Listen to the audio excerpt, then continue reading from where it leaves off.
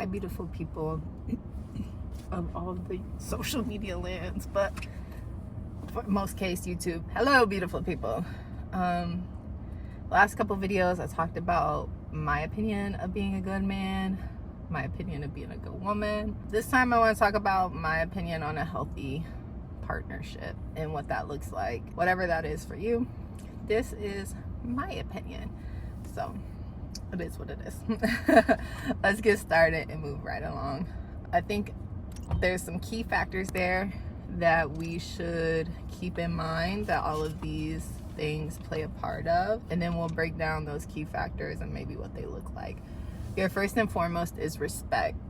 You are going to want to respect yourself, and you are going to want to respect your partner and respect your relationship. You're going to want to be honest. Communication is key. Be honest with everything. Communicate like your desires, communicate all of that.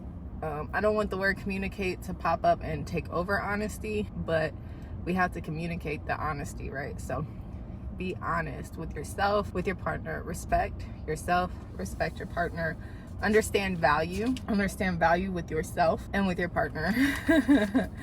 And appreciate yourself and your partner. So those are the things. Respect, honesty, value, appreciation. How all of those work together. One key thing that we can do is active listening. For me, this is very big. If I'm communicating a feeling or something that I think is important or an important date or document, but this is because I specifically know my partner. Active listening. Make eye contact. If you're on the phone scrolling, not all conversations it's like I'm staring you in the eyes, but when they want you to active listen, it's probably in a state of vulnerability where they're sharing something important and they want you to be fully involved and invested. Like I said, not everything is going to require you to be locked eyes, but this brings a sort of intimacy and show that you care. For me, when my partner is on his phone, I know to make sure I either say his name if it's something important or, get his attention somehow, because I'll probably be talking to the wind. Be clear when communicating your needs. This one is still very challenging for me because I don't want to seem like I'm so needy, but be clear and let them know, like, hey, this is what I'm needing. This is what needs to be done, whatever. Remember, when there's a conflict that arises, that you are a partnership. It's you guys working against a problem, not you guys working against each other. If something arises between you where you feel a certain way, the problem isn't that they made you feel that way, right? Because it's our responsibility to be in check of our emotions. The emotion is the problem.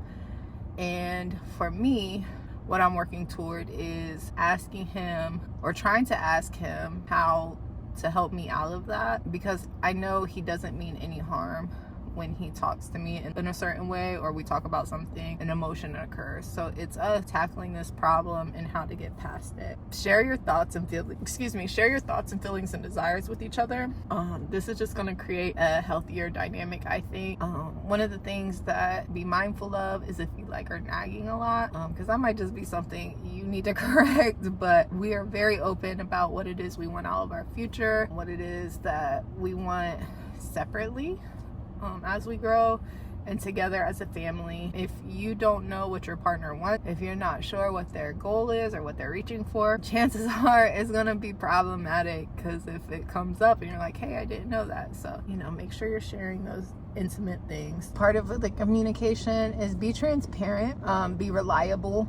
Be reliable, not just in the sense of show up when they need it, but I think a lot of the times we're not reliable emotionally because we're not in tune with our emotions. But for the most part, that's self-explanatory. Just be reliable, be transparent, and be honest. Help one another when you can.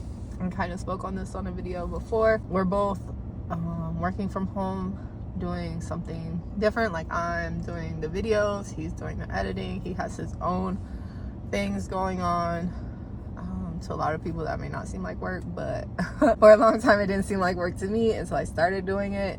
And then we have a baby, and then we're having a baby come up, and me being pregnant, and just me knowing his workload. So we help each other out when we can.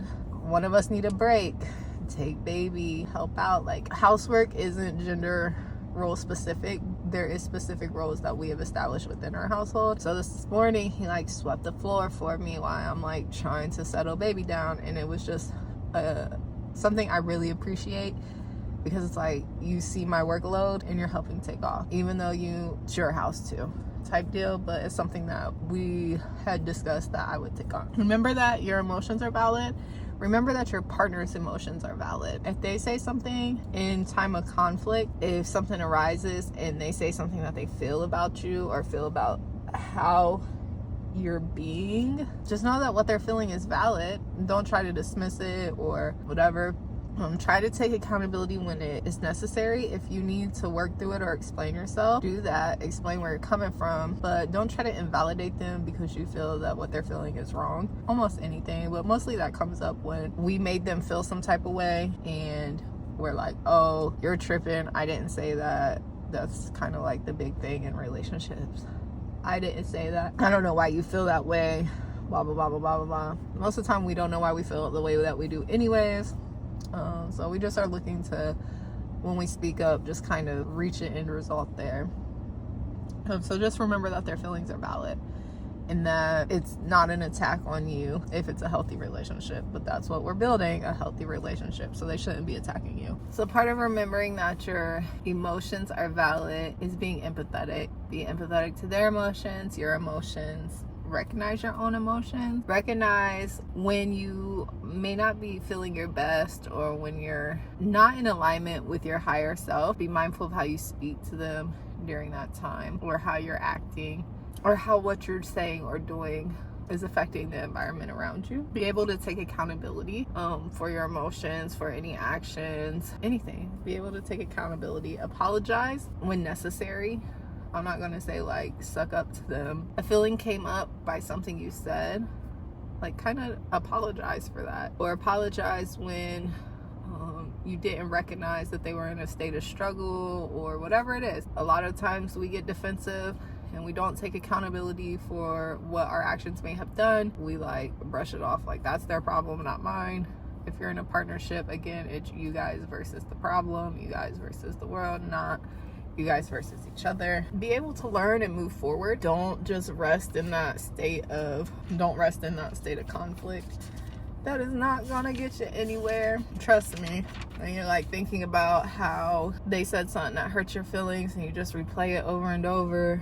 And why would they say that? It's like, that's not gonna get you anywhere, especially if you talked it out and you resolved it. Just move forward. Be supportive of each other's goals. Try to refrain from little jokes. That's not respectful at all. Like, even if it's quote unquote harmless, refrain from the joking, because it could be one little joke that makes them not go toward what it is that they're going through. Celebrate them when they reach little milestones. Just celebrate them for trying and doing something out of their comfort zone to go toward a goal, and be supportive of them in any endeavor that they do, because a lot of times it's scary to start something new. Respect their space and their alone time.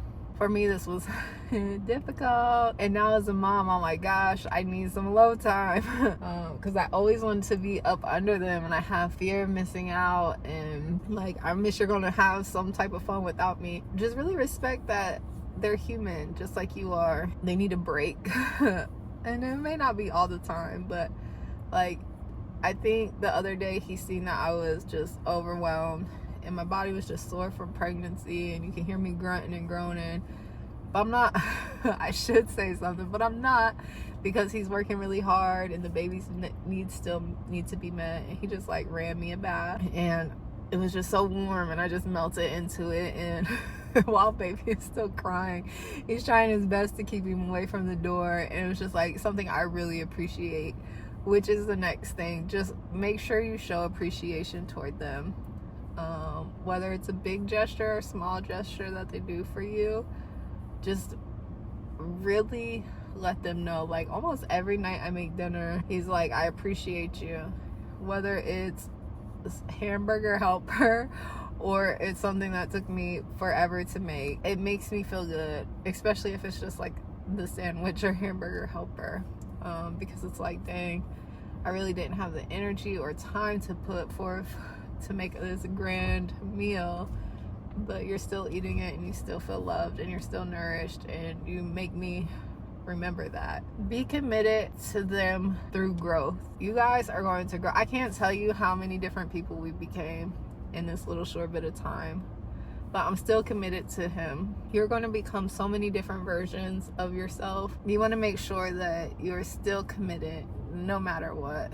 If they're like picking up a habit that you might not necessarily like, let them know and kind of talk that out. Don't be like nagging about it or whatever, but kind of let them know like, hey, maybe this might be unhealthy, I'm not sure. You're going to become so many different people, and through it all you might want to stay committed. And if you don't like that version of them and you don't see yourself in that time being happy, I'm not gonna say stick it out, like if it's something that's really bad for you, because you're important too, but don't give up so easily. I think our generation is very easy to give up when something changes, not realizing again that we're just all people going through phases. I'm going to change in this next chapter of motherhood. He's going to change into another father. We're just going to have to be super mindful and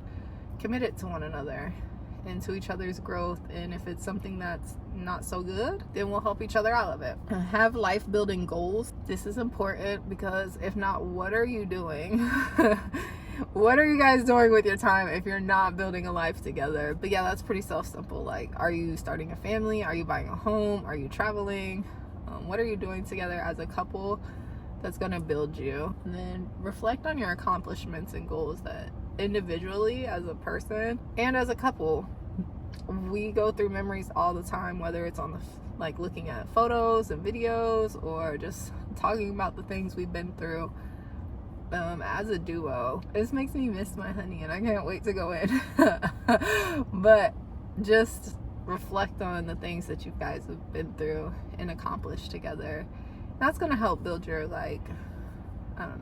build your appreciation for one another. So be honest, be respectful, know your value, and show appreciation. Yeah, that's all. Peace.